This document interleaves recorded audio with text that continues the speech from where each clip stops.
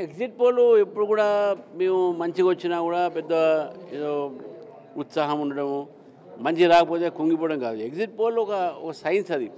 వాళ్ళు అది ఇంకా శాస్త్రీయంగా దాన్ని ప్రూవ్ కాలే. కాబట్టి ఎగ్జిట్ పోల్ వాళ్ళ ఒక పని వాళ్ళు చేశారు. కానీ నాకు పూర్తి నమ్మకం ఉన్నది, ఎగ్జిట్ పోల్ విరుద్ధంగా జూబ్లీ హిల్స్ రిజల్ట్స్ ఉంటాయి.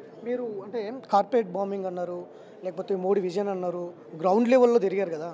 సో అందుకు భిన్నంగా ఎగ్జిట్ పోల్స్ కావచ్చు, పల్స్ కావచ్చు ఉన్నాయి. బీజేపీకి కేవలం 4 నుంచి 5% వస్తున్నటువంటి సిచ్యువేషన్. రేపు కౌంటింగ్ ఉంది కదా, ఎంత వస్తుంది మీరు చూడండి. ఇప్పుడు కార్పొరేట్ వాడిని ఇవన్నీ ఒక ఫార్మ్ ఆఫ్ క్యాంపెయిన్. అది ఆ క్యాంపెయిన్ కూడా మీకు చేయకపోతే రేవంత్ రెడ్డి గారు దాని మీద కూడా కామెంట్ చేసేట్లా.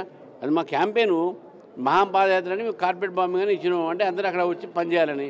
దానికి కూడా కాంగ్రెస్ పార్టీ భయపడితే ఎట్లా? ఇవన్నీ కూడా ఈ కాంగ్రెస్ పార్టీ, బీఆర్ఎస్ పార్టీ డబ్బులు ఇచ్చి సృష్టించినటువంటి ఒక ఒపీనియన్ మాత్రమే. బీజేపీకు జూబ్లీ హిల్స్లో మంచి ఆదరణ ఉంటుంది, మంచి శాతం ఓట్లు కూడా వస్తాయి, గెలుస్తాం కూడా అని చెప్పి నేను భావిస్తాను. జూబ్లీ హిల్స్ వచ్చే ఎన్నికలు కీలకంగా ఉంటుంది, దాని ప్రభావం కూడా ఉంటుంది అనేది బీజేపీ ముందు నుంచి చెప్తుంది, ఇతర పార్టీలు కూడా చెప్తూ ఉన్నాయి. సో ఈ ఎన్నికల్లో ఓటమి కనుక చెందితే మీ భవిష్యత్తు ఏ విధంగా ఉండబోతుంది?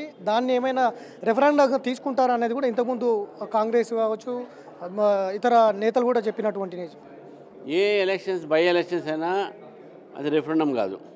ఏ ఎలక్షన్స్ అయినా ఏ పార్టీకైనా కీలకమే.